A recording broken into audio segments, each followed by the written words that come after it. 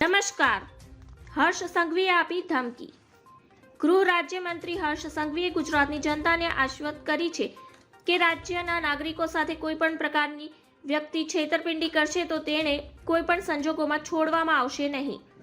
ભરતી સંદર્ભે કોઈપણ વ્યક્તિ શોર્ટકટ અપનાવીને નકલી અધિકારીઓ બનીને છેતરપિંડી કરે તો સરકારના તમામ વિભાગો પ્રોએક્ટિવલી અને ગંભીરતાપૂર્વક કામગીરી કરીને કાયદેસર કાર્યવાહી કરે છે.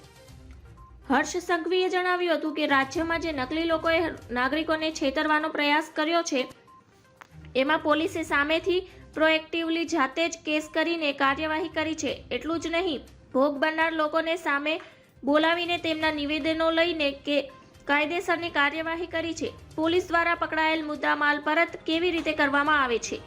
પોલીસ દ્વારા જે મુદ્દામાલ પકડીને જપ્ત કરવામાં આવે છે તે માટે રાજ્ય સરકારે તેરા તુજકો અર્પણ કાર્યક્રમ હાથ ધર્યો છે, જે અન્વયે જિલ્લા કક્ષાએ કાર્યક્રમો યોજીને સંબોધિતોને તેમના મુદ્દામાલ પરત કરવામાં આવે છે, જે ખૂબ જ આશીર્વાદરૂપ પુરવાર થઈ રહ્યો છે. ધન્યવાદ. જય હિન્દ.